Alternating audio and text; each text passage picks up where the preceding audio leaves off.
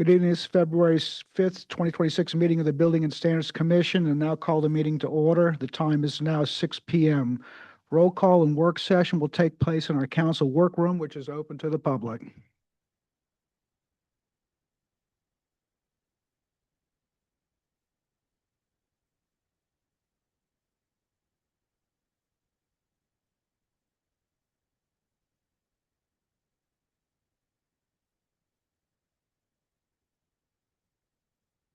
Meeting of the Building and Standards Commission is now in order. The time is 6 o'clock. Roll call work session takes place here. So we'll start tonight with roll call of all members present. James Donovan. Present. Okay, Satish Jayaraman. Present. Yes. Shane Jones. Yep. Kevin Winkler. Here. Savio Checo. Here. Michael Linden. Here. Kyle Rogers. Here. Casey Smith. Here. And I am Mark Woodrow. First order of business is to begin work session as identified on item 2 of the agenda. This is open to the public for observation only. Please be aware that the interaction with commissioners and staff members is not legally permitted. I'll turn over the work session now to Stephen Schubert, Chief Building Official. Steve. Thanks, Mark. I'm Steve Schubert. I'm the Chief Building Official for the City of Coppell. We have a lot of new faces up on the board, full members as well as alternates who will fill in as needed. We're not really informed through the full members. We also tonight have quite a few people from the city. We have Desiree Bowman that will be doing presentations for the code cases that you'll be hearing tonight. She is our senior code officer for the city. We also have Jacqueline Nivens, who is our board secretary. If you have questions or anything like that, she's the person to reach out to. Best way to get her is via email. You guys have been reached out to her already via email. So if you do have any questions about the board or anything like that, email her and or myself, and we'll get you guys answered as best as we can. We also have several members of code enforcement present, as well as our assistant director of community development, Lueo, who is somewhere, and I'm right here. I'm just hiding back. And Ken McGee, who is our head of administrative services for the. That's it. All right, that's right. If is there any occasions, please? Yes, sir. So good evening, I'm Desiree Billiman. I know we do have a lot of new faces here tonight. I want to thank you for your time this evening, commissioners. I know that you guys volunteer for this, for these positions, and it takes up quite a bit of time, so thank you for that. Also, I want to recognize our co-compliance team. They worked very hard on these 2 cases. Bruce Love, you can stand up and wave. We got Rachel Rosenstern in the back, and Corey Powell also in the back, and then of course our supervisor, Leroy Hill. Of course, you can't see him, he says he's short. So tonight we're gonna start off with 192 South Freeport. So tonight the hearing is going to be held to determine whether the structures located at this property, 192 South Freeport, complied with the ordered action in a allotted time in accordance with the outlined order. If you guys previously remember, the ones that are still on the board, I know a lot of y'all are new, so I am going to walk you kind of through what we did. We ordered that this property be demolished or destroyed by November 3rd, 2025. And the reason why is the property here suffered a fire on July 10th of 2025. It was a total loss. City was unable to contact Joe Charles Hardman. Unfortunately, he had passed away months prior to this fire, and we were unable to make contact with him. However, we were able to establish contact with his brother, who is now the executor and in the process of going through probate.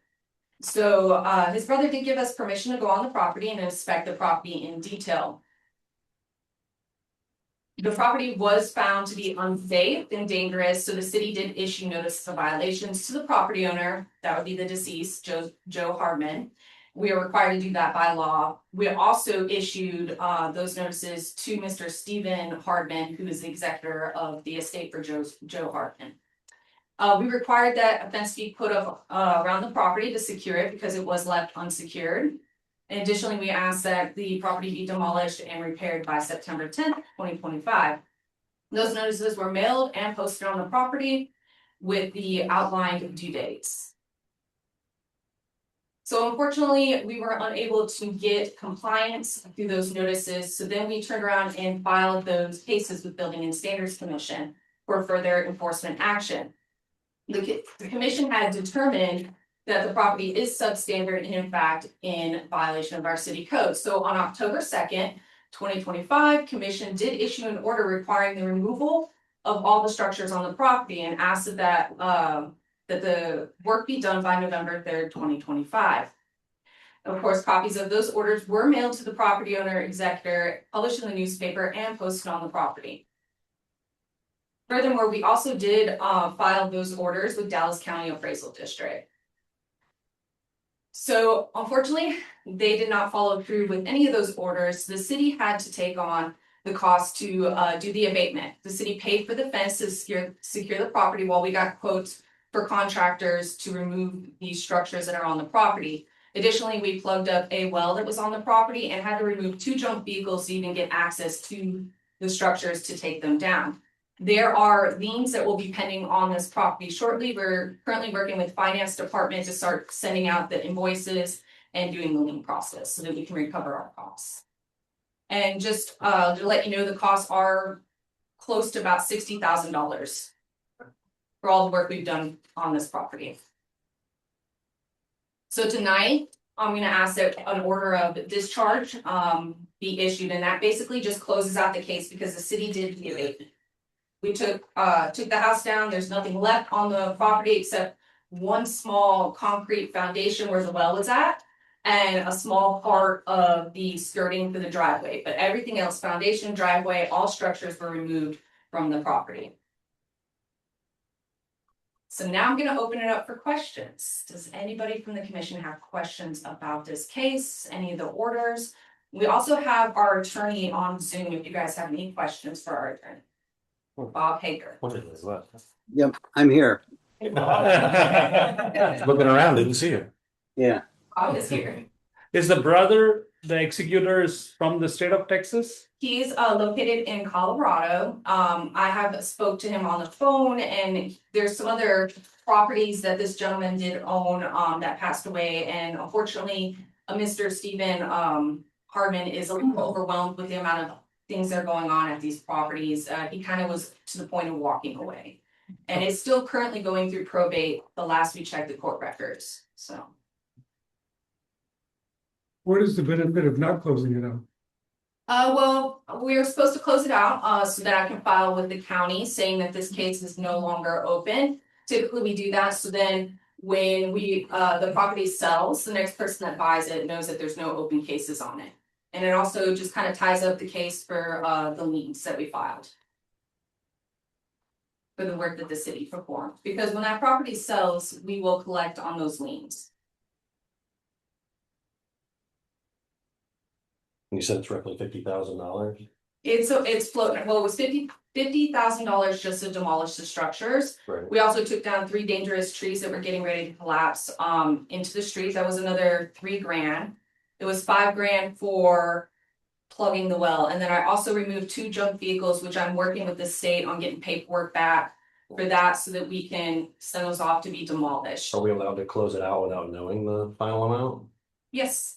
Yeah, because that's all that's gonna be liens on the back end. Okay. I just have to wait for the invoices from the contractors. Nothing stops us from, even if it's still not open. I mean, I could go and abate without going through a case through y'all. I can go abate grass, remove grass from somebody's house and just place a lien on the property. So basically closing it out just means that it no longer is a hazard.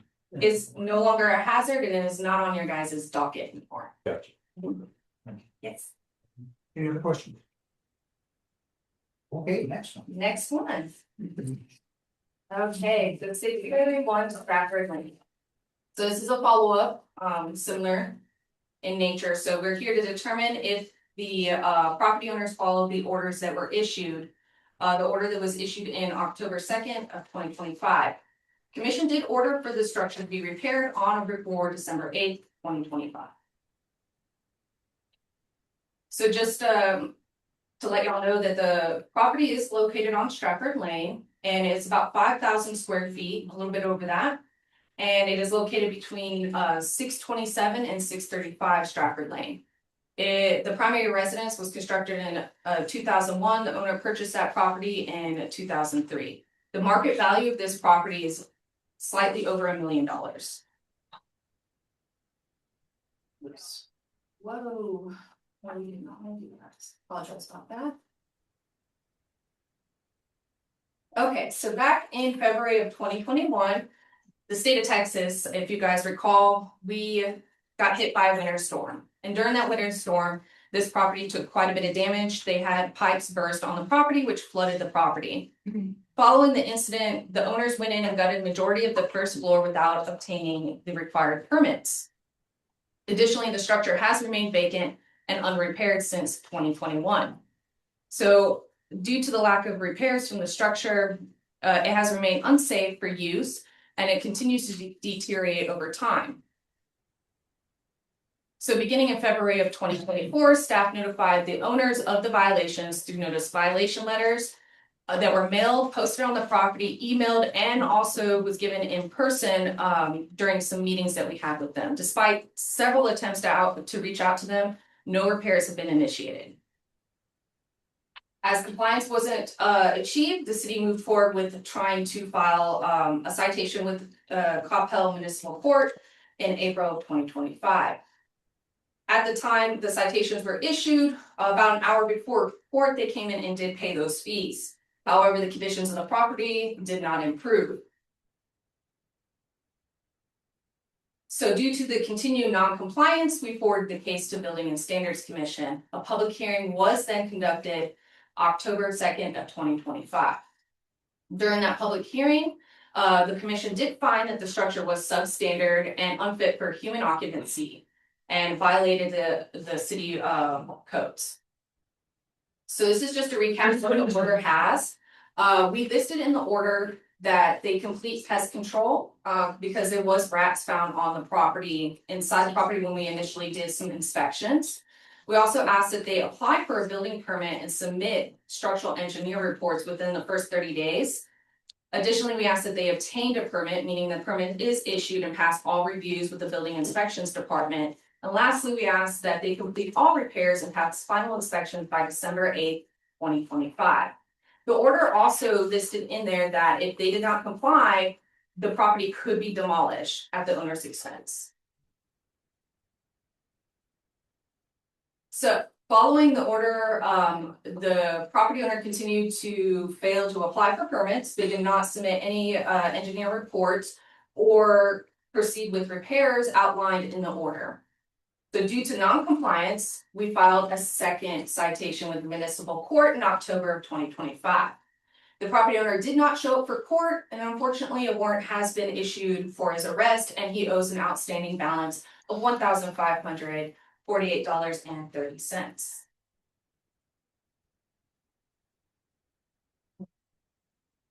So on November 5th, 2025, the city performed several abatement activities, including yard work, mowing grass, taking down some dead trees, also completing the pest control services that were initially outlined in the order that they did not complete. That included setting traps in the interior of the structure while sealing up any holes or openings on the exterior so no more rats could get inside that building. So as a result of our efforts, the city has now placed 2 liens on the property for a little over $3,000. So tonight, we're asking that you guys look at this case and see if they followed the order that was outlined. So according to what we saw today, we went by the property, we have not seen any repairs, it's still vacant, unprepared, and substandard. We checked with the building inspections department, I did not see any permits on file, and there's been absolutely no progress towards compliance. So due to the continued period of non-compliance and the owner's failure to respond to any enforcement actions, we are asking that the commission issue an order of demolition. And then the commission set a deadline for this demolition, either 30, 60, or 90 days from the date that the order is signed. So I just want to clarify, if they do not meet this deadline, we give them the order, we ask them to demolish the property. If they do not do it, the city will go in and abate the property.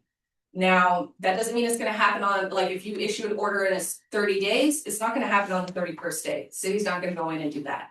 We're gonna have to obtain quotes, we're gonna have to get funding secured through city council. We have to coordinate with contractors, and I'm also gonna have to go through municipal court to get an abatement warrant. That allows me to go into the property to do this work. Additionally, I would ask that in the order that we outline some civil penalties of at least $100 per day if they don't meet that deadline. So after that deadline, they'll start getting penalized $100 a day. So any work that we do, if we end up having to demolish this house, all the abatement costs, same thing as before, we would put a lien on the property. And the city would move forward with trying to collect the fees.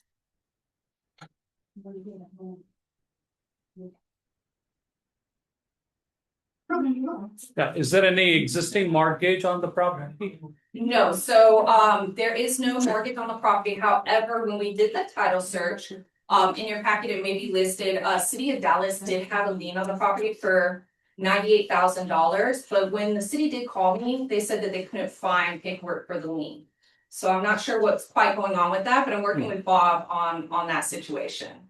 We're trying to find out, Bob is our city attorney, and he is communicating with City of Dallas to find out if that lien has been released and if it's been paid.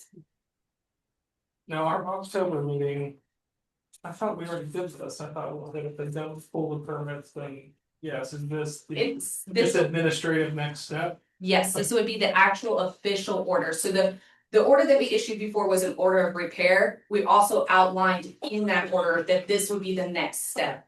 It wasn't an auto, it was No, sir. And so this, are we at a point of no return? Like if we make this issue in tonight's meeting, then even if you came in and whisked up a bunch of repairs and things like that, we've already passed that point and we're moving towards it, or is there still I a think that's a chance? follow-up question. It might be. I further could time. probably answer that. for you, Bob. Do you want me to answer that? That may be a Bob question.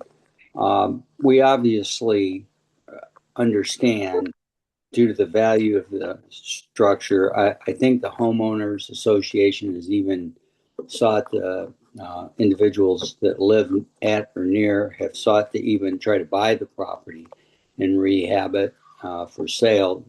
The owner has basically ignored us for months.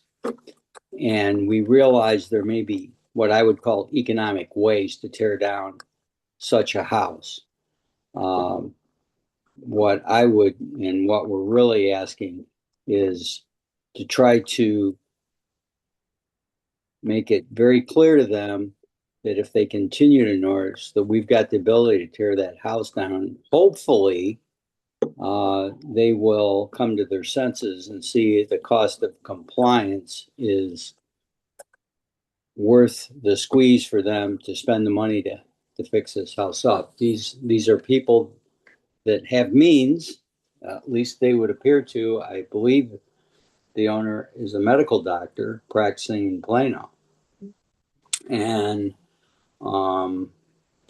we're just kind of at our wits' end. And the homeowners that live in the Stratford subdivision have endured this condition for almost 5 years now. So we need your help here. If they come forward after an order is issued, it'd be my recommendation is to allow them an opportunity to comply, but I can hold this order over their head in order to ensure compliance. I don't want to be in the, I don't want ultimately for the city to have to own a residential property and have to either auction it off or find a seller or a purchaser for the property. So that's kind of where we are right now, and I'd be happy to answer any additional questions. I guess my follow-up would be if we say we said it was a 60-day compliance order to meet this, and then they show up at day 50, does the commission have to re-meet to now establish terms by which how long they have to meet it a second time, or do we build that into the order tonight somehow? I just trying to think ahead. Yeah, what I would do is recommend, if we have the ability to demo the building, it doesn't mean we have to demo the building. So I don't know that you would need to amend your order initially, because if they came forward and pulled the permits or made contact with Ms. Fullman or Mr. Schubert, our building official, to obtain the correct permits, I would give them a chance. And what we would do is file, if, and let's just assume they do. They finally come to their senses and come in and get the permits. I would like to hold this over their head until Mr. Schubert's office issues the right permits, and then we'll come back and ask for a reformation of the order, if Okay. appropriate. Because, like I say, I hate that we've gotten to this point, but it's really, we're at the last house on the block with this owner.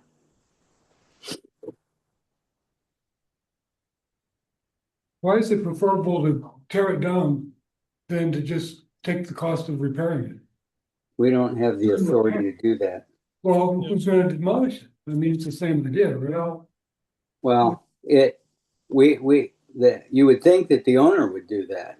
And I don't want the building official's office to end up being a contractor.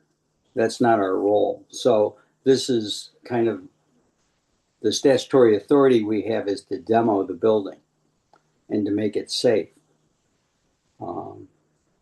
We've had problems with not only the building itself, but now it's become, for lack of a better term, an attractive nuisance in the community because teenagers and whatnot gather there because they know no one lives there. And so we've had some issues with that. And so obviously it's an eyesore in the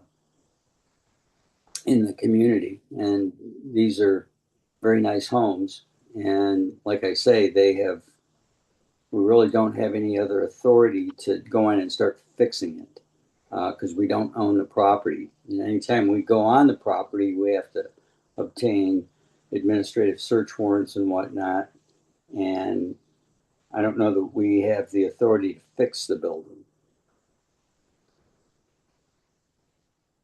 On the other hand, though, there is a homeowner association who does have authority to foreclose.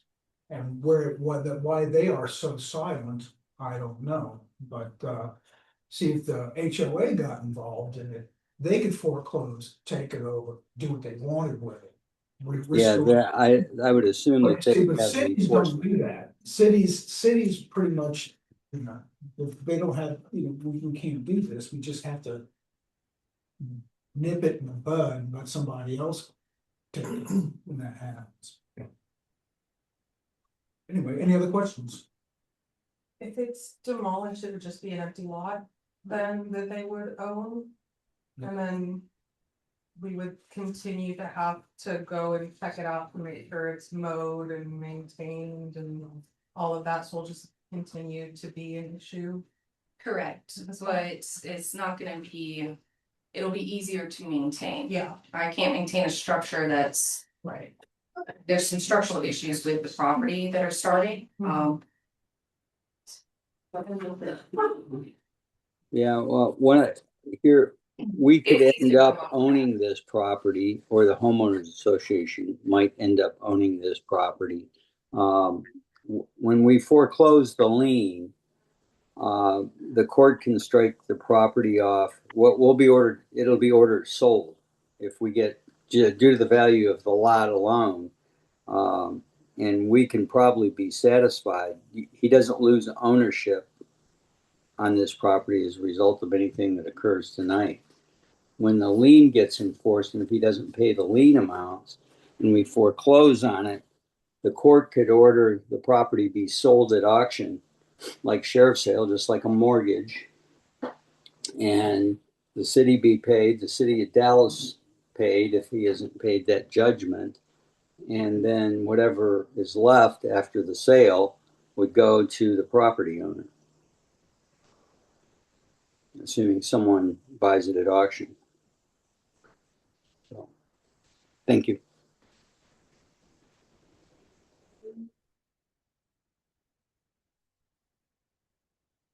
please.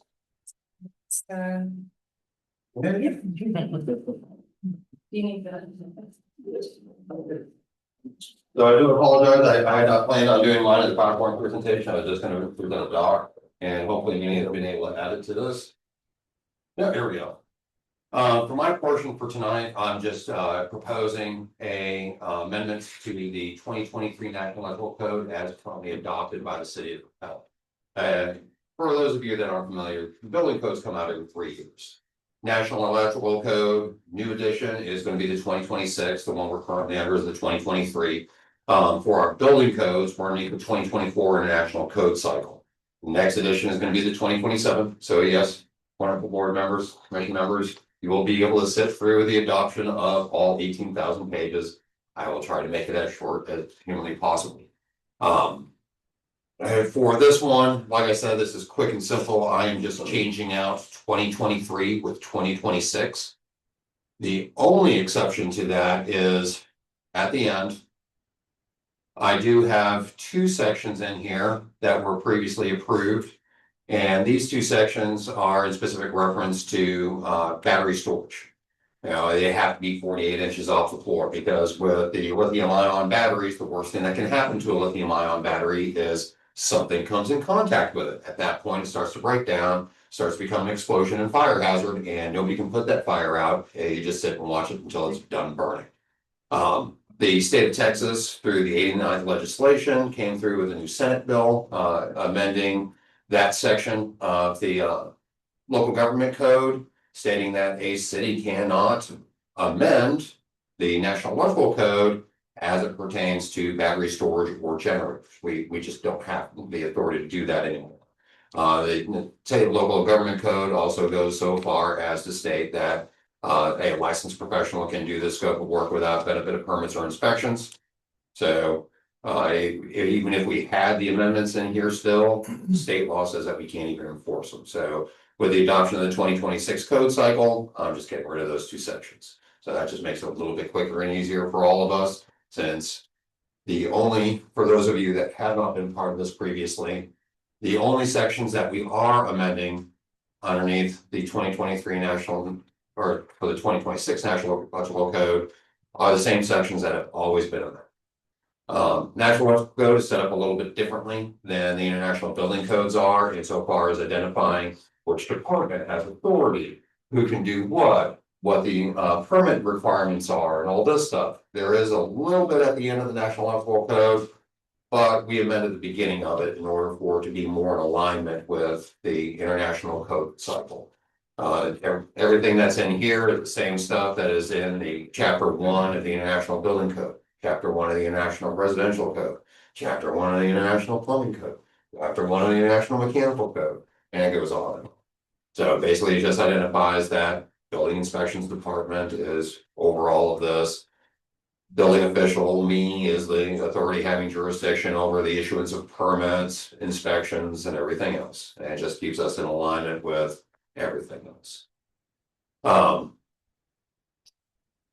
We do have now a construction chapter for the city of Coppell that was new with the adoption of the 2024 code cycle. And that includes some of this information as well. So what I'm presenting to you guys tonight is just a preliminary look at it. What I will be doing is sending you all an email with the amended document attached to it, so you guys have time to peruse it, take a look at it, come up with what other questions that you may or may not have. And then next time this group comes together, we'll take a deeper dive into it once you guys have had a good opportunity to read through it and get an idea of what it all entails. So tonight, I'm just giving you guys a cursory overlook of what all's going on. And that's it. If you guys have any questions? So you're taking out the sections on lithium ion storage? Yeah, well, I'm taking out the sections that made us more stringent than what's already in the electrical code. Gotcha, okay. But I can just pile them up on my garage door. Absolutely, right next to the fireworks and the But no, the National Electrical Code already has sections in there making requirements for the installation of battery backup systems. We were a little bit more stringent. Our more stringent portions are gone, which means it just goes right back to exactly what's called, what's already written in code. Yes, sir. When you edit it to go from 23 to 26 and send that email, are you gonna know kind of what's the difference between 23 and As 26? you can see here, it's in track changes. So everything that is current that I'm changing has a red line through it, and it'll have the new verbiage in there. If you're looking for the differences Right. between the 2023 and the 2026 National Electrical Code, that is a $180 book, and it's about 400 pages. You're more than welcome to read through it. It is very dry reading for somebody who's not in the building codes. It's the sort of thing I offer my wife to read when she has insomnia. We'll put her out in about 5 minutes flat. So what happens to if this gets approved, most likely will, right? If someone had already started a remodeling project or something, has a permit pulled, Oh. and then we enable this, And that's the wonderful thing about building codes. They've already taken care of all of that. So everything is based on the codes that were in place at the time of application. So that's why it's really, really important that once somebody obtains a permit, they do not let that permit expire. One of the worst things that can happen is somebody goes through all the plan reviews and everything else, they finally get their permit issued, and then they let that permit expire. And then in the interim, we've adopted a new code cycle. So now they're starting over from scratch. They're already halfway through their project. Well, now they have to make project changes because, sorry, let that permit expire. By law, all protections of that scope of work are gone. Now it has to meet current codes. how long is a permit usually? Every permit that we issue is good for 180 days. If somebody wants to request an extension, please request an inspection. One of the changes I made since I became building official is our system is now set up to send a automated email 30 days prior to the expiration date, warning the permit holder of, hey, you got 30 days. This is the steps to either request an inspection or request an extension. And that 180-day clock resets every time there's an inspection, pass or fail. So if it is the 179th day, they call us out for an inspection, it's not ready for inspection, so we fail it because it's not ready for inspection. Well, that just reset that 180-day clock. And that actually is quite relevant to the second case that Desiree presented. If the property owners do move forward with obtaining their permits, then yes, through permits and inspections, it can get extended out. And that's why it's very important that the commission provide definitive dates for each milestone. Otherwise, this could get drug out for an extended period of time, and that's not what we're after. That's not what's in the best interest of our citizens who have access to what is currently a structure that needs help and may soon turn into a structure that is an immediate life safety hazard. And that's why we go for the demolition rather than trying to repair it. We're not in the job of repairing structure. We're in the job of making sure everything meets a minimum life safety standard. And that is all the building codes are, is a minimal life safety standard. They're not even best practices. This is bare bones minimum, nobody's gonna die.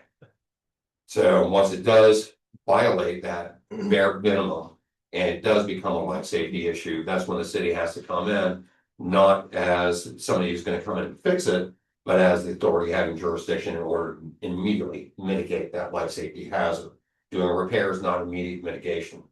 Doing a removal is immediate mitigation of a life safety hazard. Appreciate the track changes. Apologies if I influenced that from last time around. But if the rather expensive book isn't part of it, the track changes, is that on the codes that we currently have adopted and what's changing from it? What's being changed in the track changes? So once we start moving forward with the 2027 International Code Council changes, that too will be in track changes. But I can't provide the entire document of all changes because it's not available. Nobody makes it. When a new code cycle comes out, in groups such as the International Association of Electrical Contractors, they have a book that's available, and it's like the big changes, the big stuff that's changes, not all the changes.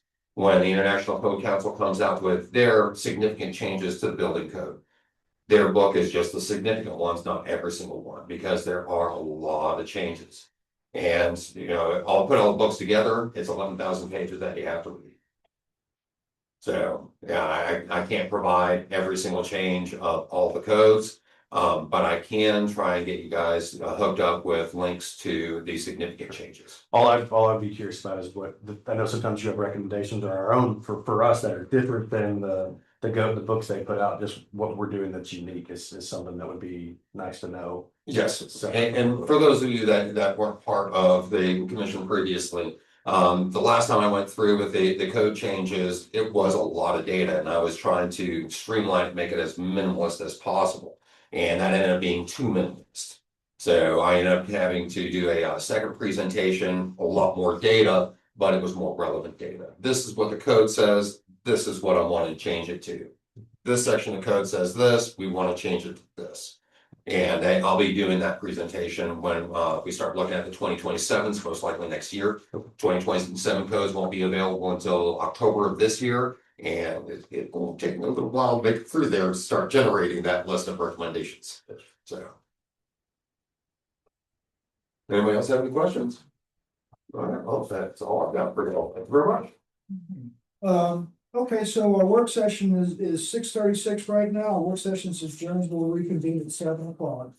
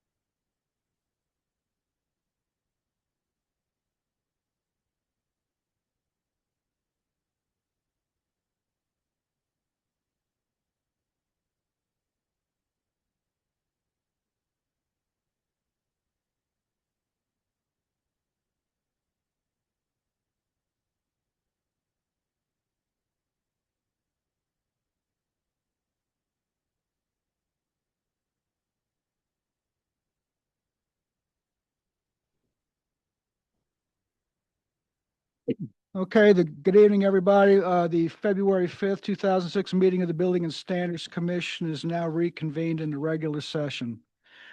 Item number 4, citizens appearance. I understand no one signed up for citizens appearance. So we'll move on to item number 5, the election of commission officers. As I understand, there's been a clerical glitch with this, and we will get back to, we will shelve this until a later date when the city attorney. If I may, Yes, sir. the city attorney is in the process of amending our bylaws for both the Building and Standards Commission as well as the Board of Adjustment. He wanted to hold off since it is not absolutely necessary that we do an election tonight. He wants us to just hold off until he is done performing the audit of those bylaws and has the new bylaws ready for the group to use. That's correct, Mr. Chairman, as stated by Mr. Schubert. Thank you. Yeah. Thank you, Mr. Hagan. Okay. So we'll move on to item number 6, approval of the October 2nd, 2025 Building and Standards minutes. Has everybody had a chance to look over the minutes? Yes. Is there a motion by the board? Motion to approve. I have a motion to approve. Do I have a second? Second. All in favor? Raise your hand. All right. Okay, motion's approved. Okay, item number 7, public hearing from 192 Freeport Parkway. A public hearing to determine if the structure located on the property addressed as 192 South Freeport Parkway, John Vest, ABST 1508 PG 655 TR 15 ACS 1.018 in the city of Coppell, Dallas County, Texas is substandard and violates the city of Coppell ordinance, Article 15-14-2, adopting the 2015 International Property Maintenance Code and amending portions. Desiree, would you present the case, please? Thank you. This hearing is going to be to determine whether the structures located at 192 South Freeport in Coppell, Texas complied with the ordered action within the allotted time with the standards outlined in our city code. Back in October of 2025, the Building and Standards Commission determined that the structures on the property are indeed substandard and violate our city code. Order was issued to remove or demolish all structures located on the property on or before November 3rd, 2025. So just to recap, 192 South Freeport is a one-story structure. It's a single-family residence that expands over 1,500 square feet. The primary residence was constructed in 1952, and the owner had purchased this property in 1996. Following a structure fire on July 10th of 2025, which resulted in a total loss, city staff was unable to contact the property owner at the time. Unfortunately, Mr. Joe Hardman had passed away a couple of months before. City did do a title search and was able to obtain the brother's information, who is now the executor of the estate. We were able to make contact with the brother, Stephen Hardman, and we were able to obtain consent to go inside and do the interior and exterior inspection of the property. Based on the inspection findings, the city realized that the property was in fact unsafe and substandard. The city did issue notice of violation letters, which is a tool to ask the resident or the property owner to move forward with repairs or remedy any violations on the property. City co-compliance team did request that a fence be placed around the property to secure the property and that the structures be demolished by September 10th, 2025. All those notices were mailed, posted on the property, and sent by first class and certified mail to not only Mr. Hardman, Joe Hardman, who is deceased, but also Stephen Hardman. When compliance was not achieved within those set timeframes, the city co-compliance team did file the case with Building and Standards Commission for further enforcement action. At the time of the hearing on October 2nd, 2025, the commission determined that the property was in fact substandard and in violation. So the commission did order order of demolition, asking all structures on the property with all work to be completed on or before November 3rd. Those copies of the order of demolition was mailed to the property owner, Joe Charles Hardman, who is deceased, and also the estate of Joe Charles Hardman, who is Stephen Hardman. We also published those orders in the newspaper and posted them on the property. Due to the failure to comply with the commission's order, the city was required to take action. We installed a fence around the property to prevent any unauthorized individuals from entering the property. We also removed 2 junk vehicles and demolished the structures on the property. All work was charged to the property owner, and unfortunately, they did not pay those liens, and we are in the process of filing, they did not pay the invoices, and we're in process of filing those liens.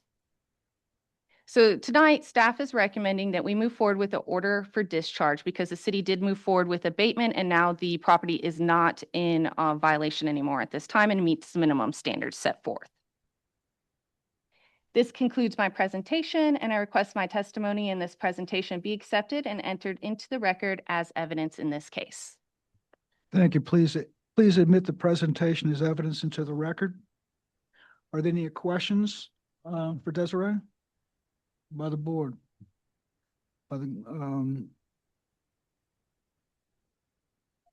Is the owner or representative of that property here to make any statement on this, in this regard? Okay, as there's not, I'd entertain a motion. So, and maybe this is a question for Bob, but if we're looking at this, then our motion would be that if this is what the commission would like to do, that the commission order this case to be discharged and closed is the deal. Okay, That would be the correct motion. Yes, sir. thank you. I win. Mm-hmm. Yeah, I would make a motion that the commission order this case to be discharged and closed as the city fulfilled the requirements outlined in the order. I have a motion. Do I have a second? Second. All in favor, raise your hand. Okay, the motion passed. Thank you.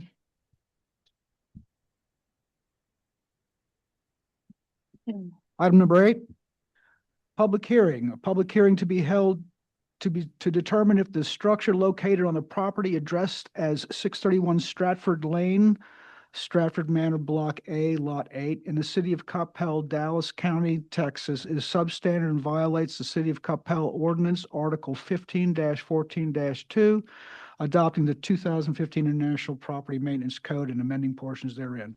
Desiree, would you please? Thank you.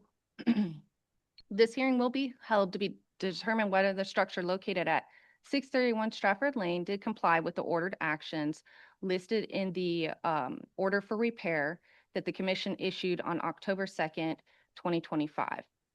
In that order, we asked that there were certain repairs and requirements done, and that all repairs be done on or before December 8th, 2025. 631 Stratford Lane is a 2-story structure that expands over 5,000 square feet. The primary residential structure was constructed in 2001, and the owner purchased the property around January 13th, 2003. The market value is currently a little bit over $1 million. In February 2021, Texas unfortunately was hit with a winter storm that caused quite a bit of damage. And with this was one of the houses that did unfortunately take damage when the pipes in the home did burst. Following the incident, the owners did gut the majority of the first floor without obtaining permits. The structure has remained vacant and unrepaired since 2021. Due to the lack of repairs, the structure remained unsafe for use and continued to deteriorate over time. So beginning in February of 2024, staff reached out to the owners through first-class mail, certified mail, and posting notices of violation on the property, also through email and verbal communication, asking that the repairs be done to this property to bring it into compliance. Despite repeated outreach, no repairs were initiated. As compliance was not achieved, the city escalated the enforcement action by taking the first step of going to municipal court by issuing those citations in April of 2025. Citations were issued and later paid shortly before our court hearing, even though the structure's condition did not improve and no permits or repairs were completed. So due to continued noncompliance, the structure the structure continued to be in substandard condition, and the case was eventually forwarded to Building and Standards Commission. So we had a hearing on October 2nd, 2025, before the Building and Standards Commission, and the commission determined that the structure was in fact substandard and unfit for human occupancy, and the conditions of the property did violate the city code. So just to recap, the order that was issued on October 2nd, 2025 is an order of repair. Within that order, we asked that the owners complete pest control abatement by October 12th, 2025. Additionally, we requested that they apply for a permit application and submit a structural engineer report within 30 days after that order was signed. Furthermore, we asked that they actually get an issued permit, meaning that they pass all the permit reviews with our building inspections department, and they can move forward with those repairs. We asked that that be issued and completed by November 6th. And then additionally, we asked that they actually complete all repairs and get the final passing inspections with the building inspections department by December 8th, 2025. In that order, we additionally outlined if they did not do any of the repairs or move forward with any type of compliance efforts, that this meeting would take place and that we could move forward with demoing the property.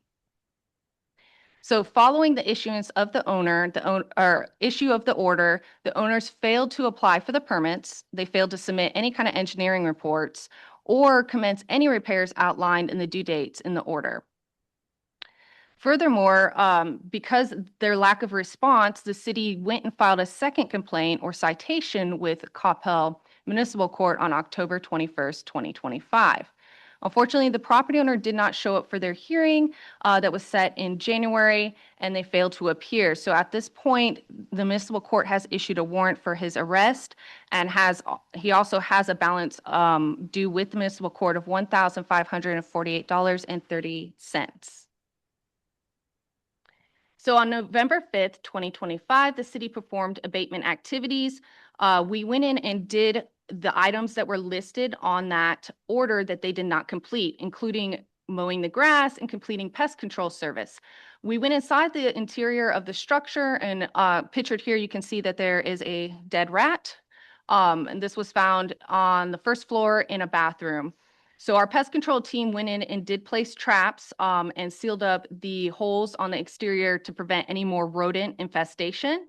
So through our efforts, the city did unfortunately had to place some liens on the property, and currently there are 2 liens totaling over $3,000. So tonight we are looking at determining if the owners did comply with the order that was issued on October 2nd, 2025. As of today, the code compliance team did go out to the property and we saw no repairs done. There hasn't been any additional efforts to obtain permits with our building inspections department, and no progress towards compliance has been made. So due to the continued noncompliance and the owner's failure to respond to enforcement actions, the city staff is requesting that the commission issue an order directing the property owners to demolish the structure at 631 Stratford Lane. Furthermore, a suggestion and recommendation from staff is that you give a actual compliance deadline. That could be 30, 60 days, 90 days, whatever that the commission would like to do. You could set a hard date for the order for them to comply.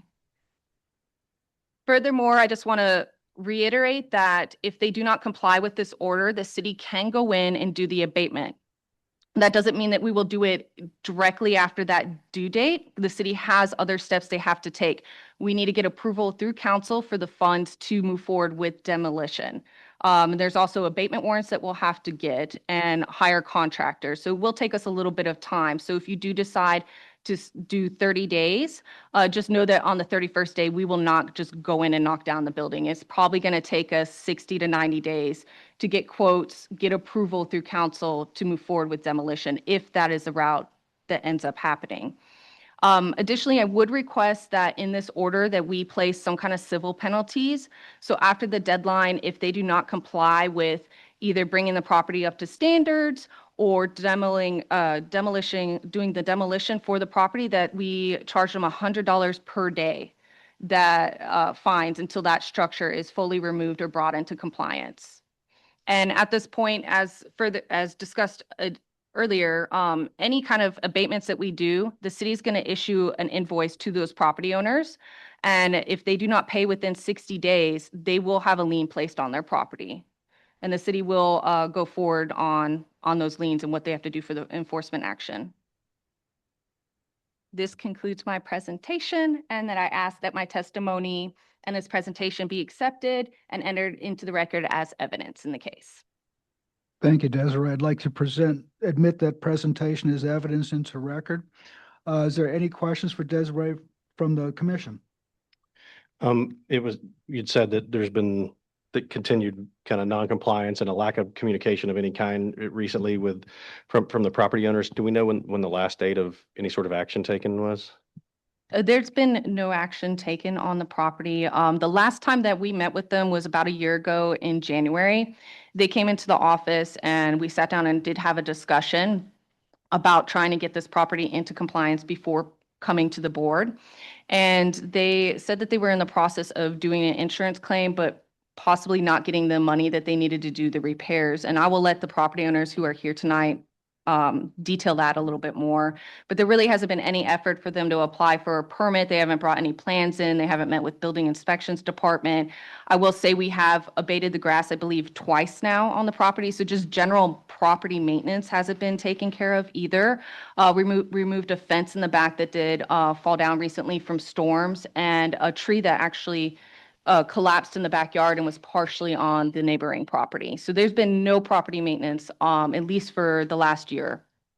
Thank you. Any other questions for Desiree? As there is none, is anybody here to speak about this case? If you are, please stand up and take your oath. Anybody else? Just one? Okay, raise your right hand, please. Do you solemnly swear that your testimony you're about to give before the Building and Standards Commission is the truth, the whole truth, and nothing but the truth? Thank you. Please step up to the microphone and state your name and address for the record.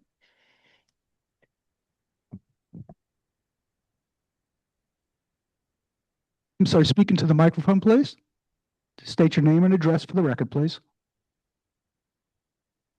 Last name is Ahmed, and I'm part owner of the house. Like my husband is there, Salman Ahmed.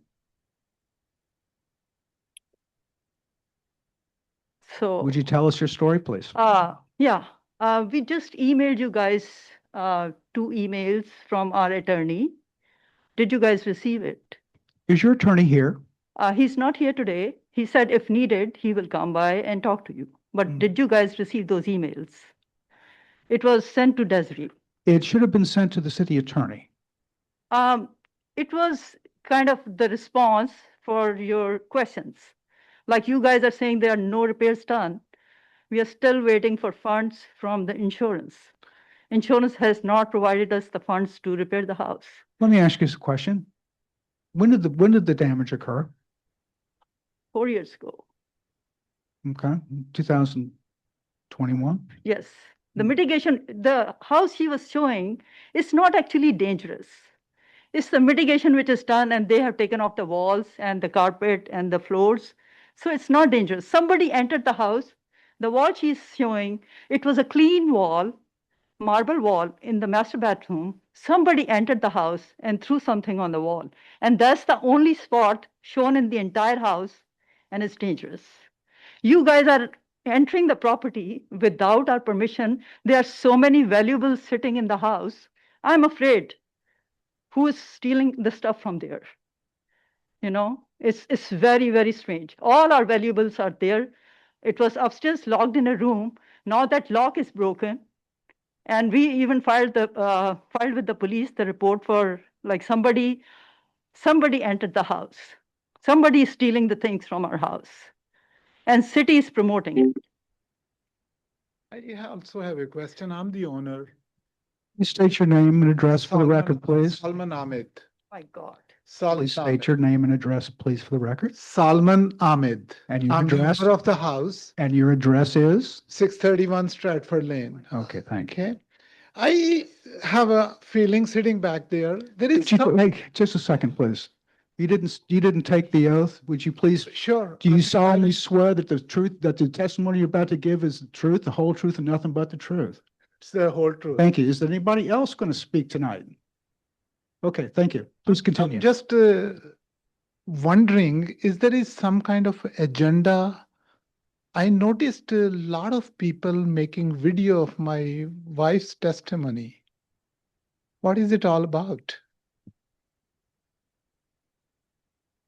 Why are Why they don't you making ask video? them? I'm not making anybody's video. I'm just attending a meeting. You should not be allowed. Why are they making videos? What is so special about this case? I can answer that if you'd like. I believe she's with the local newspaper for the college or for the high school. They Okay. attend all of our public meetings. They record us, they interview us. So, And back there, and that lady, and then there is another lady. okay, but it is Which a young public, lady? sir, it's a public meeting. It is recorded and anybody can actually watch this on Zoom. That's fine. I was Okay. just amazed, Yes, sir. Anybody can record Okay. it. Yes, ma'am. Okay, let It's a me. public space. let You me- could record that's- me. that's fine. At my home, threw something on the wall and show on the screen. Ma'am, The house is so dangerous. There's something, the entire house is very clean. It's mitigated. no, ma'am, it's not. I'm, Do you understand the word? That clearly shows that there is something smacked against the wall. okay, but How that's, how would a mouse? That's enough. One at a time, please. Okay, let me. I would like to answer your question. How would a mouse die on the wall? It's Not not on on the the floor. wall. It's on the floor, sir. That's your bathroom floor, your main bathroom. The mouse in the house. No, ma'am, there's a bunch of There are no- droppings. We're not there are gonna no argue mice in about my it. house. It's already been My deemed house- as a substandard structure. Very clean. And you will not There are continue no to mice speak in the over house. us. It's There not are up for no- discussion. No mice in the house. Somebody threw it to make a case. Somebody installed it there so they can make a case here. Okay? The house is still very clean. It's mitigated. It's not dangerous. As far as now the repair or the plan of action, it took almost 2 years to come to terms with insurance initially. They paid $70,000 to the mitigation company, and to us they gave only 1/3 what it will cost to repair the house. Then they put us through another process. Then now we have filed a lawsuit against them. And we are trying to come. It will take about $500,000 to $600,000 to fix the interior of that house. Okay, and they have given us about $200,000. I have not even cashed it sitting there. Okay, as far as maintenance and the other stuff is concerned, there is $20,000 per year tax on that house, which is paid on time in a timely fashion. So it's not that, affording or something. I think within the neighborhood, there is some kind of agenda about my property. See, what happened was initially neighbors came to us. Up to the microphone if you're going to speak to the board, please. Yes. Initially, some of the neighbors came to us that we should sell the house to them for the price of the land. When we refused, they have started taking this kind of action. There is nothing in the house. There were no mice in the house. My house is still very clean. It's mitigated. It's not dangerous. They have taken off the walls. They have taken off the floors. It just needs to be built back. For that, we need funds. Tell me what your plan is to get this finished. We tried. Do you with have a plan? Yes. Absolutely. We What tried is with it? insurance. Insurance is not cooperating, so we have hired an attorney. He has filed a lawsuit to collect the funds so we can repair the house. Okay. So in the meantime, your house sits in disrepair and unmaintained until the city steps in to maintain it and decreases the property values of your neighbors. And you're okay with this? Trust me, from outside, you cannot tell that the house is mitigated inside. It's just the neighbors. I'm afraid they enter my house every now and then. There was valuable stuff. We are living in an apartment because our house is damaged. We don't have another house. This is our only house, okay? So we are living in an apartment right now. And like all our valuables were still in the house. We locked it upstairs in a media room. with the lock outside. Somebody broke the lock, somebody broke the door. People are entering the house, taking away our stuff. And city is promoting it.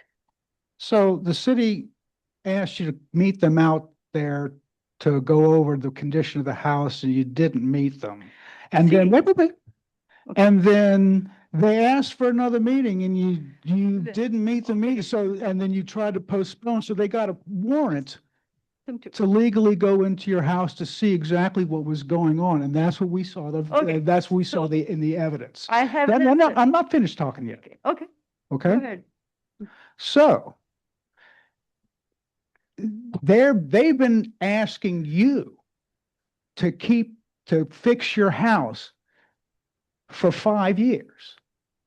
And you've been putting it off because you have an issue with the insurance company, but that has nothing to do with your obligation to that has nothing to do with your obligation to the city. Yeah, but where should we get the funds from? I have 3 kids. Well, the thing is, if you Let can't, Let me answer your question stop. now.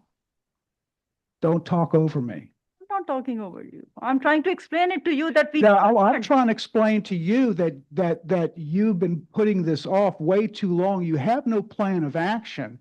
And if you have no plan of action, you do have a choice. You can sell the property and let somebody else fix it up and you go buy another house. Did I tell you just Yes. now that this is our only house? We have 3 kids. So, Let me say now, Mhm. we have 3 kids.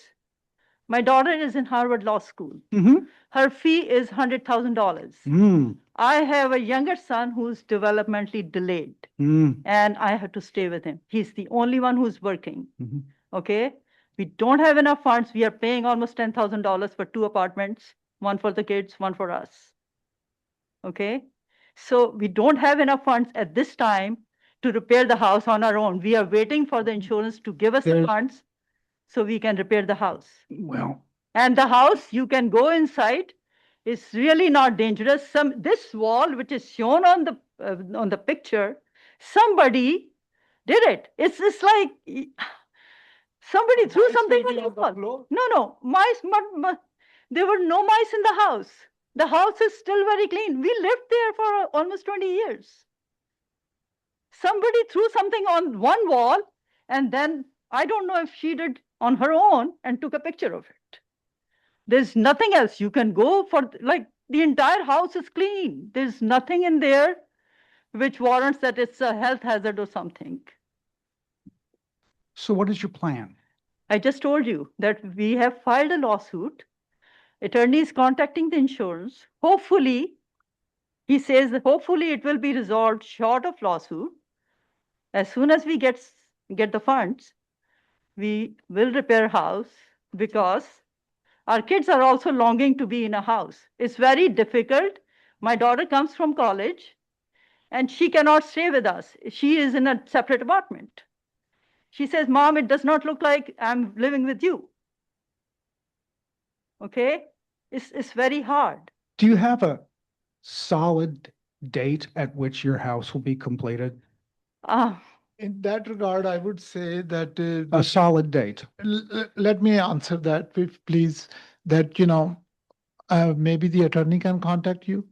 There are quicker way to resolve with insurance, We are trying to figure it out as quickly as possible. And then, yes, of course, once we have the funds, we will, if it goes short of litigation, it will be within 2 to 3 months, I would say. We'll get the money. But if they choose other course, then I really don't have any control over that. Where were you in October when we had this meeting? What is it? October? When we had October 2nd, when you were asked to show up in front of this board and you didn't show. He was at the hospital. He was doing an emergency. And I stay with my son who is developmentally delayed. I don't have a caretaker. Okay, so I stay with him 24/7. And yeah, you were working, I think you informed them, but they still wanted to continue with their whatever meeting. I think I reached out to Desiree and I told her that I got stuck. And she didn't care. She said the meeting will go on. But I tried to reach. Quick questions, Time. similar on the 16th with the municipal court? That's a different deal entirely. 16th on the municipal court, initially first I paid the charges, whatever surcharge was there on the first time. Second time, we had an attorney and I called the court clerk and I told her that he is responding, he's sending you a letter. And she said that will be fine. And, I think there was some kind of miscommunication there. But later he did provide them a letter that he's representing me. And I think I didn't even know that if there was an arrest warrant for me. Against the city. See, there was one more hearing, I think in August. My daughter, as I told you, she's a law student. And during the summer, they work for law firms. So this year she was working in LA. She had to be there for 2 months. And the court date was conflicting with the dates. We were supposed to be in LA to find her a place to live. So we informed the court. We provided them the proof that we are going to LA to find a place for my daughter to be safe and live in LA for 2 months to do her job at a law firm. The court gave us the extension, and city knew that we were not in the town. They did not even inform us. They went to our property and they picked up our fence, which is against. Extension was granted. Despite that, they went there, they did whatever they needed to do, and they charged me $1,700, picked up I think it will cost me about $20,000-$30,000 just to remove, to put that fence back. No, the problem was we filed for extension. We were given an extension. We were not in town. How come When you say it'll cost that, authority to just go in our absence without our permission? Extension was denied. No, it was not denied. That extension was in effect. No, that extension was not denied. I But believe took they're the step. talking about the extension with municipal court to appear because it got rescheduled on the docket. That doesn't cancel the fact that was only for the substandard structure. Give us any warning. I You did, are ma'am, going to the property. you continually to pick talk up the over fence. staff. I cannot Ma'am. answer the question if you You continually talk over us. Once again, there are letters that we have sent, No. multiple. I I called you. I said, I remember. You I called said, me "Please." after the Yes. fact, ma'am, and it was not a very nice conversation. It is just like you communicating the same way you're doing tonight. You do not let me speak. You do not let me explain. We have sent notices to you. I have them documented. Discriminating. I am not discriminating against you. Ma'am, when somebody is speaking to you, stay quiet. Sir, I have a question. If it was your house, somebody takes away your fence without your knowledge, without informing you, how would you feel? Well, they would have informed me. And I would have responded. They never informed us. Any other questions for these folks? Yes, briefly. Could you tell me what, Thank if you. any, actions you've taken to repair the property at this time? Excuse me? What, if any, actions have you taken to repair the property since the damage occurred 5 years ago? We have hired an attorney as I told Excuse you me, guys if I may earlier. clarify, Yes. physical repairs. Yeah, physical repairs can happen only if you have money in your pocket.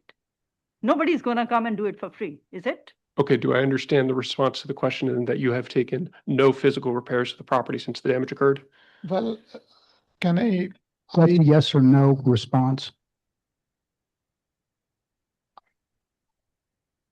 I have a check sitting for $125,000 on my desk for a year and a half.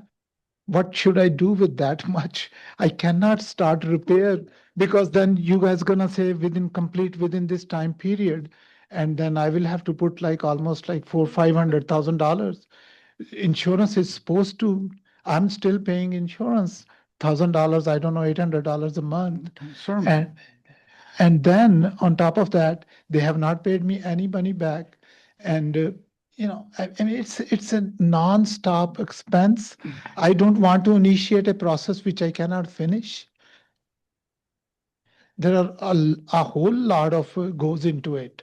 When freeze happened, the the contractors will prepare an estimate at 10 or 15% to the total cost of the building, which turns out to be $50,000. Insurance refuses to pay that estimate. Just to give you an estimate, they were charging $40,000 to $50,000. I asked them to insurance, would you reimburse it? They said no. Because of the freeze, they were so busy, housing market was hot, rents were up. So it took me almost 18 months to get an estimate on that house.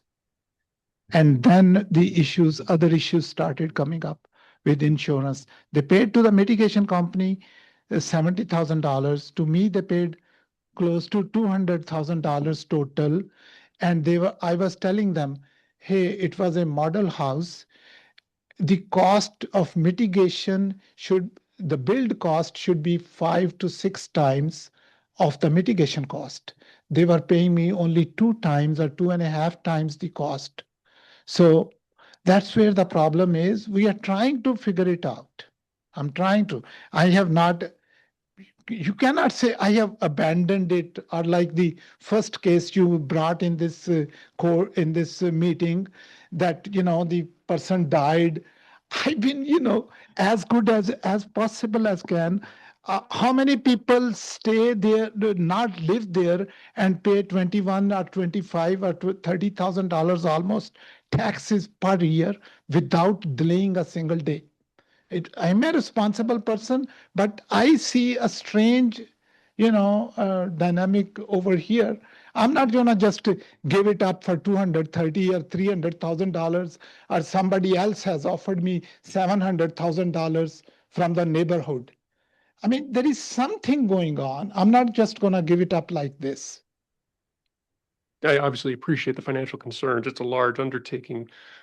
Have you communicated any of these issues with the building official? Have you applied for any permits? Have you taken any action in communicating with the city about Well- these issues or about applying for permits? Anything? Well, let me ask you, I'm not as knowledgeable for the process as you are.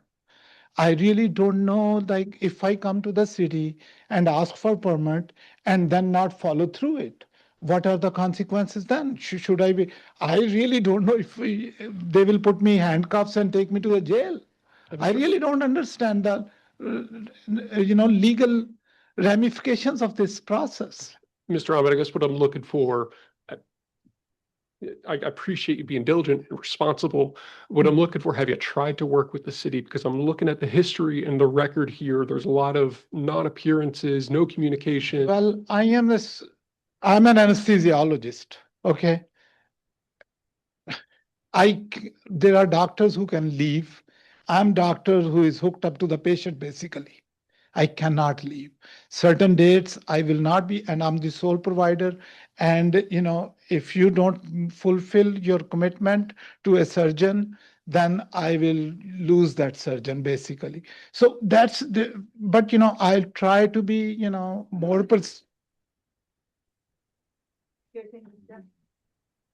You were on this one. Microphone, Yeah. please. She chose not to respond. Whenever I tried reaching her, she did not respond. Even by phone or anything, she refused. Okay, so I don't know what's going on with her, but she is really not the person to talk to. So I don't know why she's I have in a that position. question. Yes. On April 2025, there was a notice sent that there are high grass in the premises in the property, both inside and outside out. Until January or last December, no action taken. That's not true. As per the notifications. No, we have like bills we can Ma'am. show you. Ma'am, Okay. he's speaking. Be quiet until he's finished, if you So please. as per the records, from April until last November or December, the grass was not cut. That's when the city had to intervene, go to a court to get a warrant, and then they had to do the property maintenance. Okay. Any reason why this was not maintained? At least the high grass? Okay. You know what's going on? The people who work, the yard work in the neighborhood, the neighbors ask them not to do on our house. I have called several people who work in that street And they said that they don't want to lose their job at the other house because the owner asked them not to work at our house. So we have to really find somebody from Dallas to come over and do the job. And we have paid at least 3 times $2,000 to clear up everything. Is it But- between the month April to December last year? Yeah. You maintained? Yeah, we must have a bill, like somebody charged us, I don't know how much, $2,200 to clean up everything. But the problem is, the people who work in Coppell, the neighbors ask them not to do our home. So when you ask somebody to come from Dallas, either like they come one time and then they say that it's like it's too much gas they have to use, so they cannot go to Coppell. And I don't know. I have some text somewhere. I can show you that like they said that like the person he's working for asked him not to work at 6:31. So we were really, we were tired. We didn't know what to do. Like, I don't know, it's like I have tried neighbors. so many times to get somebody regularly over there. They come up once or twice and then they stop coming. Yeah, because I can show you, if I can pay $30,000 without living there every month, $80 water bill every month, $100 electric bill every month, automatic withdrawn. I can pay somebody $20, $30, $40, $50 a week or 2 weeks. I mean, I can afford, thank God, but at the same our neighbors are just pushing us to sell the house for the price of land to them. That's why they are asking. I think there is a lady I recognize in this crowd. Who were very disappointed when I said, no, I'm not giving it up. They offered me $700,000. But I know it's, if I finish it, it's worth $1.5 million on Zillow. Check it. One last time, as part of the commission, we want to know, do you have a solid date? I understand you're doing everything within your powers to get things done, but do you have a solid date? See, if you can read the attorney's letter, like, I think after he gets some kind of communication from the insurance, Then we will. he can provide you some insight on it. But right now, it's just like he has filed the lawsuit. He has given he has sent a letter to the insurance company. He's still waiting on the response. And he gave us those letters to give it to you guys and said that if there are further questions, he will be able to answer those for you.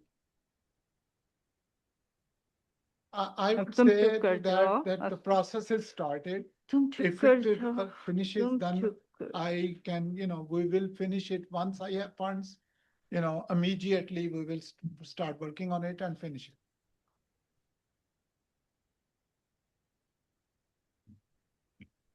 Any other questions for the तुम homeowner? चुप कर। And one more question to Thank you. get back.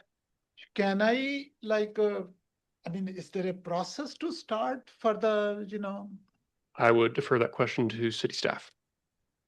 You can ask city staff at another, after this meeting. Okay, sounds good. Thank you. Thank you. You may sit down. Is there anybody else who wishes to speak about this case? Please stand up and take the oath. Do you solemnly swear or affirm the testimony you're about to give before the Building and Standards Commission is the truth, the whole truth, and nothing but the truth? Thank you. Step up to the microphone and state your name and address for the record, please.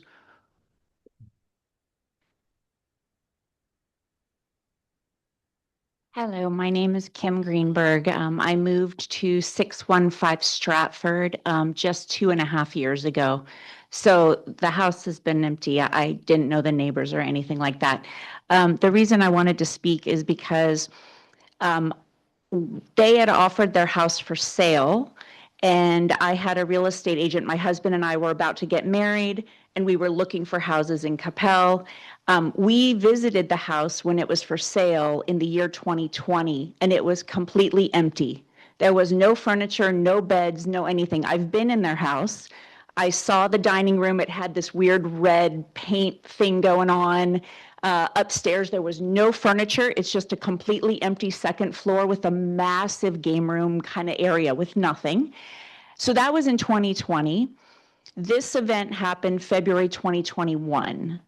My parents just went through a move from Irving to Plano. They moved into a retirement place. Their insurance company immediately stopped their homeowner's insurance because the property was vacant.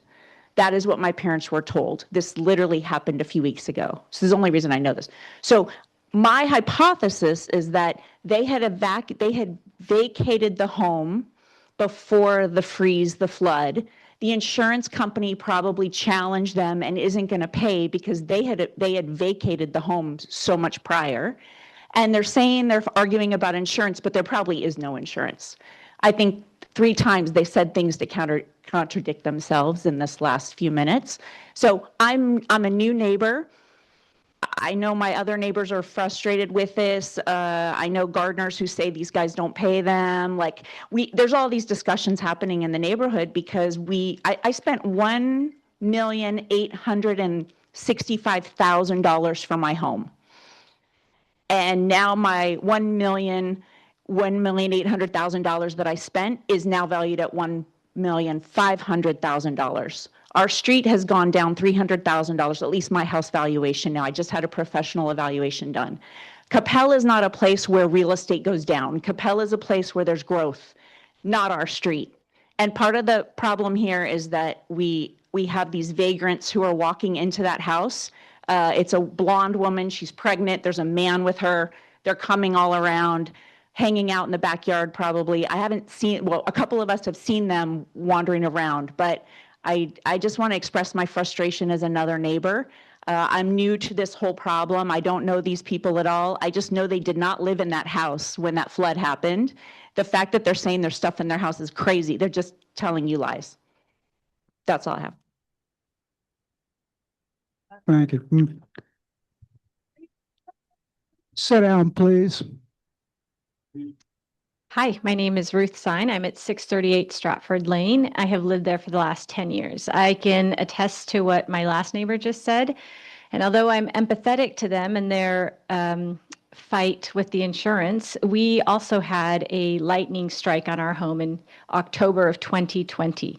So I went through that struggle with insurance. It did not last longer than it needed to be because I was vigilant on it and we lived in the home and were able to push insurance to make things happen. So I would disagree that it would take that long on that note. But my biggest concern is the fact that I have 5 children. Our oldest recently left for college, but I have a senior through 2nd grade, and it is not a place where I let my kids even come close to that side of the neighborhood. I asked them to stay on our side of the neighborhood, not on that side, because we have seen bobcats literally living back there. We have seen the trees come down. We have seen the fences come down. We have seen the rodents. We have seen the animals, and it is creating a problem for our own homes as we see those migrate into our areas. So as was said before, it is in fact a hazard. Whether they want to admit to that is their own problem, but it is in fact a hazard. I would also say that it is true that they were not living on that property before the freeze. In fact, I was the one that turned off their water during the freeze because I saw the water coming out and I went in and turned it off from the main street when I turned off several other neighbors when I called and said, hey, can I turn off your water? I never heard from them before turning it off. And actually, Solomon has never been the most pleasant person to engage with, so I was worried about turning his water off, but I did it because I knew that we would have bigger issues if we did not. So that is not true that they were living in that, although they can deny that. The other concern I have is, them saying that neighbors tried to buy it and tried to lowball them. Neighbors did in fact try to buy it because we did not want the issue that we have now. Not because we were trying to lowball them, not because there was an agenda. I am recording it because my husband cannot be here, so I want him to see and understand what is happening today. There is no ulterior motive except for we want the situation to be resolved. And I feel personally that our neighborhood has been more than patient in allowing the city to do their due diligence, to do this process out, and I appreciate your help. You have been very transparent with us, even when it has been frustrating to us to not see it move quickly enough. So I disagree with a lot that they have to say, but I think the biggest thing that I want you to take home is there are children living on the street, lots and lots of children, and it is not a safe place for them. There are children to one side of the street, and the other side, there are no children, but those children that live on the side of the street have had to incur a lot of the difficulties of not being able to go into their backyard because of worry of the fence being dropped down, the trees being on it, and also animals that run around in that neighborhood. Thank you. Step up to, anybody else want to speak? We'll let everybody else speak first, please. Okay, you can come up and state your piece. Wait till you get to the microphone, please. These two neighbors who came and spoke, they are the ones who offered $600,000 and $700,000 to buy the house. And since then, they have an agenda to just make sure that either the house is demolished or sold to them for that price. It's so unfortunate. Like, neighbors are never like this. But I'm feeling disgusted at the way they are lying that we don't have even insurance. How can a grown-up woman come and lie in front of so many people on behalf of others that they don't have even insurance, whereas you have the attorney's letter that they are talking to the insurance? And they kind of admitted that they are like stopping the people who work there to not work at our house. And where is the danger coming from? Like, our house is closed, where the kids are, how the kids are entering our property to like be endangered there. I fail to understand their logic. And these are the two women who offered very low price for the house. And when we refused, since then, we have been facing all this. And probably they're friends with Desiree because they were appreciating that, oh, she's very helpful. Maybe she can help them buy the house or demolish it. It's like, honestly, I don't know. Like, there are so many people sitting, you all have houses, you all have kids. Just think in your heart and your mind, what's going on here? What is being done? What kind of discrimination is going on here? And hopefully, I do understand meaning of oath. I think I can show you $125,000 check tomorrow from insurance. You know, they will not just hand me. I mean, they asked me why you have not cashed it. I said that will not suffice. You know, I'm not sure that we she questioned. we're not. She No, no, just questioned. I'm talking right now. I'm not saying we don't care if you have insurance. We don't care if they offered you money for your house. But for 5 years, your house has been in the state, and the city has been trying to get you to fix this house for 5 years. You're not showing up. You have a warrant for your arrest. You didn't come to the October meeting. We heard from all your neighbors in October. We gave you deadlines to fix the house, and I don't know that anyone is understanding or it believes you if you say that you're going to fix the house. You sound like you're successful. You're paying your property taxes. Your priorities need to be fixing this house. And you have not shown anyone through the evidence that you're going to do that. I'm sorry to say one thing. The city got involved only after these ladies offered something. The city got involved because your house is in disrepair. No, not for 5 years. City just got involved when we refused to sell them the house. These two ladies probably are friends with her. Was your house damaged in 2021? So Have you fixed it? I have explained. That is a yes or no answer. And the answer is no, you have not fixed it. Any contractor will come and do the work for free. We don't care. You don't care, so We want you to fix your house. Ma'am, the question is not how much it's going to cost. The question is, you have to do it. yes, so we are working on it. You know, Trying to get insurance to pay for it. What else we can do? there are other remedies. Like Sell the house. I have 3 kids, so we should be without a house. Buy another one. You're without a house now. So if we don't have money, how can we buy another house? It's not, Say something, Bob? Yeah, at this point, Mr. Chairman, let's get all the evidence in, and then let's let the commission make some decision going forward. Just for the record, Desiree sent me at 6:15 this evening, a petition that was filed. It appears to be on 12326 from Mr. Ahmad against State Farm Mutual Automobile Insurance. And then there was an accompanying letter that Ms. Volman sent to me at 6:15, which she received. And just for the record, we didn't have any knowledge of this until after this meeting was called to order and a chance to respond to Mr. Woodruff, who apparently represents Mr. and Mrs. Ahmad. And so just so that the commission is aware of that fact. So you said, Bob, you said on 123 it was insurance, but it was automobile insurance? Now, the insurance, it says it is a claim against State Farm Mutual Automobile Insurance Company. So State Farm was originally an insurance company for automobiles, but they have expanded. They have homeowners insurance and provide homeowners insurance. So that's just how the case is filed against that company. But I don't know if they have insurance or not. I don't know. Gotcha. I just want you guys to understand that suit was filed on 12326. Right. So maybe, Bob, just a question here so that we can clarify in order to move forward with the business of the commission, as you put it.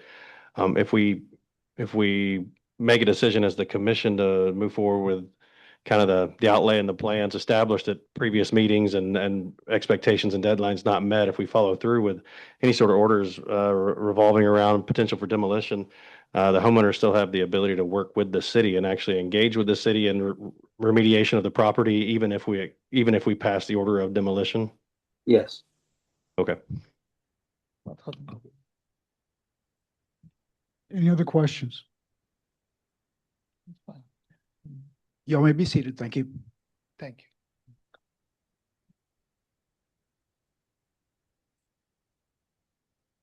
you. Any others to speak about this case? Okay, we're going to close the public hearing, open it to the board.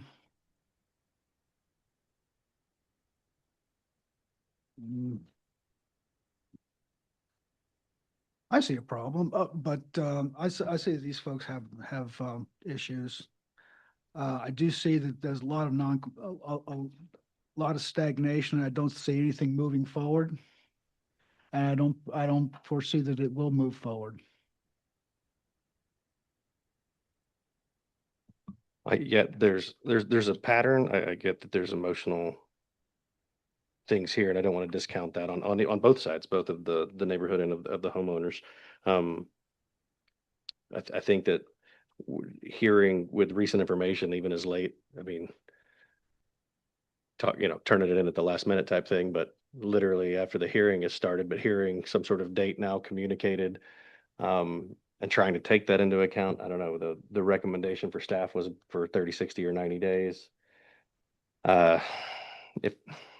If there's a way because of that date, to take that into account, I'm not going to put the number on it if somebody else wants to make a recommendation. I would think that if we went ahead and if we were to make the recommendation for demolition, it doesn't mean that we have to go through with. It just authorizes the city. We just authorize the use of it within 30 days if action's not taken. And if action's taken, then we'll if definitive steps are made and permits are issued, engineers' reports are submitted as requested, and everything goes along, then we might be able to, then the building official would probably be able to go ahead. But Mr. Chairman, here's what I'd recommend. I don't know, Mr. Woodruff, but if you would consider a 60-day order, I'll call Mr. Woodruff tomorrow morning. and find out what's gonna happen with this. And that gives the Ahmads the ability to work with Ms. Fullman and with Mr. Schubert, our building official, and see if we can come up with a plan. And if a plan is a reasonable plan, and if a reasonable plan is on the horizon, that would give everyone an opportunity to perform, and then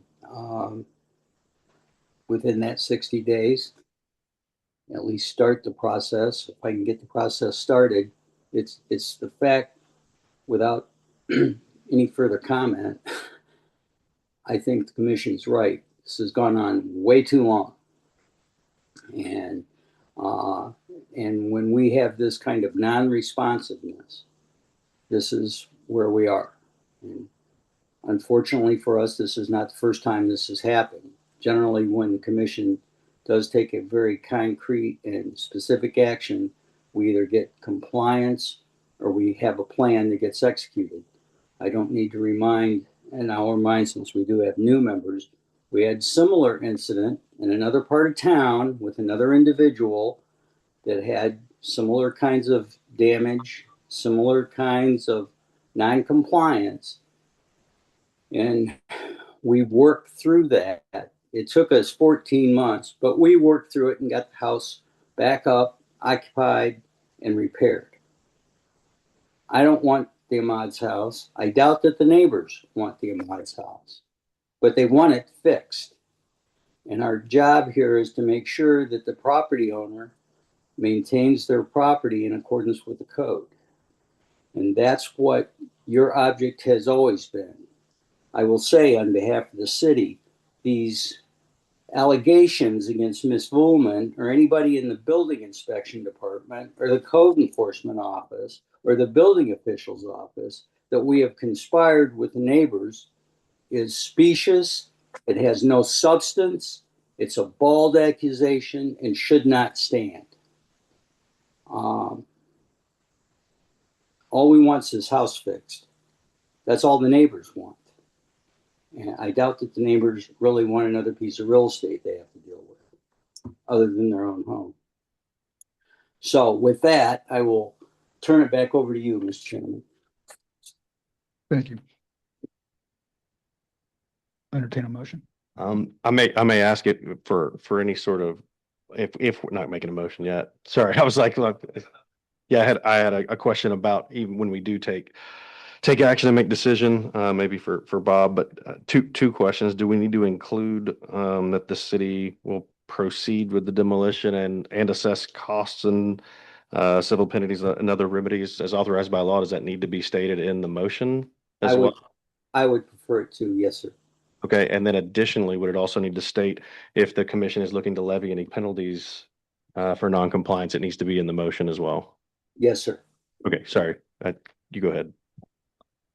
Given everything going on, I'm fine with 60 days. It seems like the only progress we've seen in 5 years is a letter from attorney that shows up 15 minutes after we start our meeting. Do we want to consider the civil penalties in light of that? Still. Does anyone I think potentially with I believe so. non-compliance, yeah. Yes. Yeah, the penalty. I will say this, if we are making progress, So I have no problem foregoing the penalties or asking the commission to consider foregoing the penalties at a later date. But I think that we need to use every tool that we have in our toolkit to try to get this house repaired. And that would include imposing the penalties. If we're making progress, substantive progress, I would ask the commission to reconsider that, and we can reform the order accordingly, assuming that we get. But included initially. Yeah. So I have no problem imposing the penalties. I will represent to both the Ahmads and the commission that will forego those penalties in the event that we have reasonable, substantive progress on the repair of this home. Okay. And the penalties would start after the non-compliance. After the 60 days after 60 the days. After the 60 days. Yes, sir. Okay. Yeah, if there aren't any other things, I could make a motion on it. And the penalty is about $100 a day? $100 a day Okay, yeah, would typically be it, yeah. yes. It's gonna be a long motion, so I was just making sure everybody's ready, because there's a lot to say on that one. Yeah. Good deal. I would make a motion that the commission issue an order directing the property owners to demolish the substandard structure at 631 Stratford Lane, and that the demolition be completed no later than 60 days from the date that order is signed. And should the owners fail to comply with the prescribed time frame, the city would then proceed with demolition and assess all associated costs to the owners, in addition to pursuing any civil penalties and other remedies as authorized by law. And should the property owners not meet the requirements under this order and those existing actions, then there will be levied a fine of $100 per day at that time. So moved. I have a motion. Do I have a second? Second, All in favor? The motion carries unanimously. Mr. Chairman, as a result of the motion, I would ask that Ms. Fullman prepare the appropriate order to reflect the commission's decision in this case, and that you execute the same form on behalf of the commission, and we'll move forward from there. Thank you. Okay. What he said.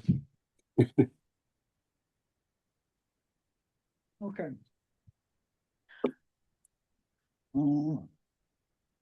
Item number 9, National Electric Code.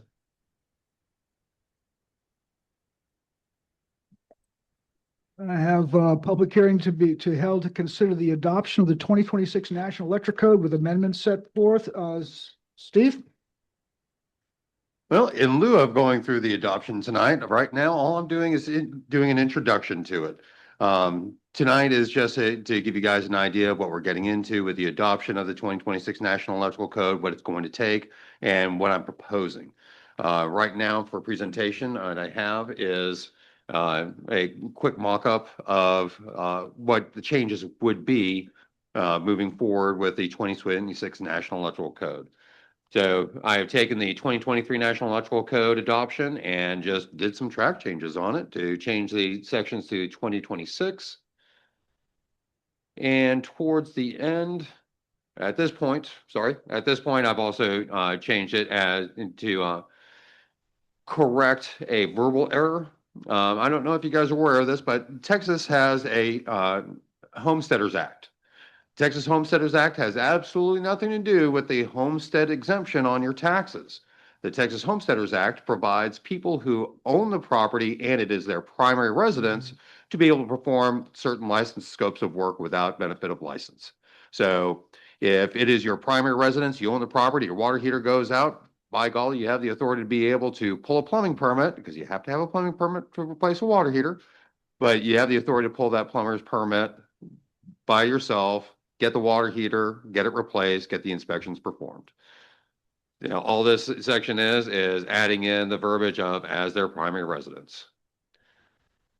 And then back here, I have the references to something that the city had under the 2023 National Electrical Code, which was making us more stringent than state law, and is just striking those two sections, since those two sections have been superseded by the 89th legislation, Senate Bill 1252, not allowing us to be able to restrict the installation of backup battery systems for houses. So that's really going to be about it. My plan is to email these out along with links to the National Electrical Code 2026 changes from the 2023, so that if there's any other changes that are anybody on the commission feels are relevant, you can actually propose those to be amendments to be added to our code adoption. That's about it. I know you guys had a lot more exciting things going on this evening, but that's going to be about it for me. Shocking presentation. Thank you. Thank you very much. All right. Any other questions for Steve? Okay, I'd like to admit his presentation as evidence. And I would take that, Mr. Chairman, that there's no action tonight. It was only educational. And Steve, do you when will you request the recommendation so it can go forward to council? Well, the 2026 National Electrical Code is going to be adopted by the state of Texas, effective September 1st of 2026. So once we get a better idea of the additional code cases that were brought forth tonight, if and when we need to have a next hearing on those, we'll make an educated decision on when is best to actually follow through with that presentation at that time. So that way we're not taking the commission's time up to come in just for one item and then come back in the next month for another item. Okay, very good. All right, there's any other business? I will go ahead and I adjourn the meeting. Time now is 8:10. Thank you all.